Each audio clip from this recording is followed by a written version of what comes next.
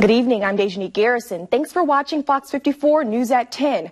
First on Fox tonight, a grassroots activist group in Richmond County marched for better education. And more than 600 folks packed up and got onto these buses from Savannah to escape the route of Hurricane Matthew. As I was driving into Aiken, there were still downed trees and power lines, and it's well into the night. Russ, I don't know if you saw in the video, but there's this little wallet that was behind the glass case that I was looking at. How much do you think it cost? From broken bricks to chipped paint on the rails, commissioners say they know the work that needs to happen out here on the riverfront, and it's time to put some action behind these master plans. Now, to the right of me is the entrance, and to the left is the exit for South Atlantic Road.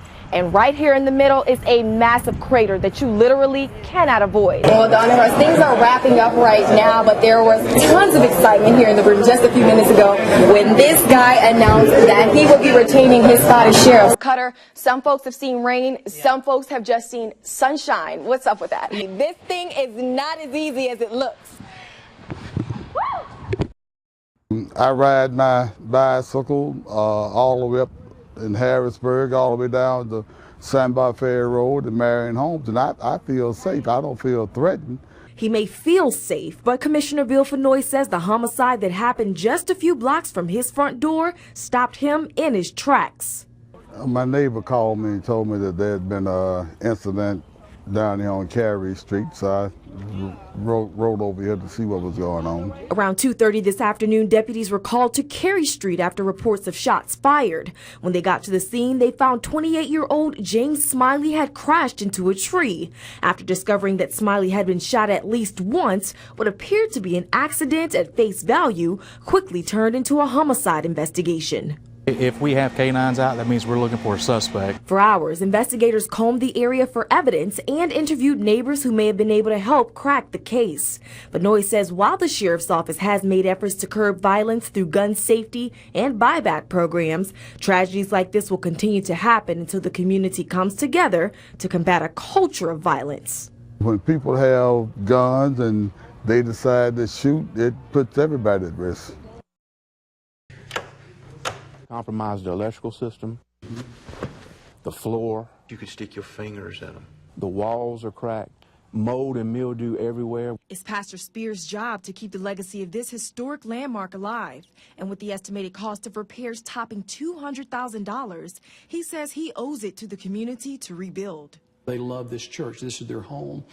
And they raised their children here, their grandchildren here, their great-grandchildren here. The building is fully insured, but church leaders say adjusters told them the age and upkeep are the reasons it sustained damage and not the flooding. Members of this congregation say otherwise. As much rain as it rained Saturday night, there's no amount of maintenance could ever have prevented what happened. I mean, you got roads tore up, you got houses flooded. It was a natural disaster. A disaster that Pastor Spears says may have knocked Easton Memorial Church down, but they're not out of the fight. We know it's going to take a while to see this restored and put back together, but we're here for the long haul, and we're committed to that. In the meantime, they'll hold church in this fellowship hall as they rally for resources. In Eastover with your news now, DeJonique Garrison, WFXG, Fox 54. Now, to the right of me is the entrance, and to the left is the exit for South Atlantic Road. And right here in the middle is a massive crater that you literally cannot avoid. But today, Augusta commissioners decided it was time to do something about it. I've not seen anything as bad as this property right here. Commissioner Fenoy led the charge to get nearly $300,000 approved by city leaders to come in and patch these holes. As the good news traveled, the residents' reactions revealed just how much of an effect the roads have had on their everyday lives. It's about time. That makes me feel real good. I'm thrilled. This is really the best news we had in a long time. Garrison has a sick granddaughter and says his biggest fear was an ambulance getting stuck in one of these holes before it could reach her. We used to be able to go between the potholes, but right now there's just no way to get out of the street without hitting at least one or two of them. Mary Wimbley lives a street over from Garrison and just purchased this new truck. She says these roads are costing her money that she doesn't have to spare. I done had to have my front end lined up on account of the holes. Now my tires has gone bad. Officials say the holdup on the project was due to the streets being privately owned and technically not the city's responsibility. Now, with the stamp of approval from leaders, an end is finally in sight for the folks who've had to zigzag through this mess of concrete. A win for the community, according to Commissioner Fenoy. The contract has been approved. They can start work right away. It's a classic case of tenant versus landlord. Throw a condemned property into the mix and things can get really complicated. I don't want someone else to run into what I have run into.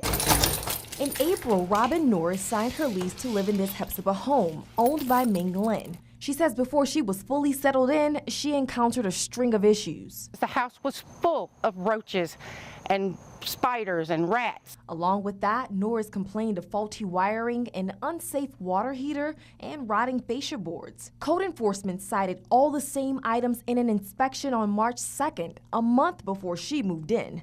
The code enforcement manager explains how the process works. They have 72 hours or a few days to fix those immediate issues. If that property owner doesn't fix those immediate issues within that time frame, then the inspector will go back and condemn the property. The tenant during that first inspection moved out almost immediately. So at that point, the property was considered vacant and code enforcement didn't have a reason to do a follow-up. Now, the same issues that plagued the home in March were cited yet again on a June inspection. That prompted inspectors to send the owner this letter, giving him 10 days to make sure the property was empty. At least one thing is for sure. It is deemed sufficient or satisfactory. By who? By the person who wants to rent. Because they are the one that decided, oh, I like it. Ming Lin owns several homes across Richmond County and says he doesn't agree with the standard that code enforcement uses to condemn this property. If there are those that related to safety and health, okay, we'll address it. But they are mostly, look at it, you want me to paint this and carpet is not clean. Cosmetic issues to him, but violations nonetheless, according to officials. As for the issues that aren't cosmetic, like the rodent infestation and electrical wiring, Lin says he plans to fix them so that these stickers can come down once and for all. I'd be a fool not to make it right in order to rent to the next person. But take the hot water heater, for example. Lin says he's been grandfathered in since his unit was installed before the current code, and he shouldn't be forced to abide by a new standard. Winder says that isn't something he's familiar with. I'm still gonna fight, okay? Norris says she plans to do the same, just on the opposite side of the battlefield. I want him to pay for me having to move, period. I shouldn't have had to move. This was his fault. He knew this. Code enforcement officials say residents can always reach out to them for information on prospective properties to avoid this scenario becoming their reality. I will be able to let them know if that property is safe to live in, if it has been condemned in the past, or if it's currently condemned.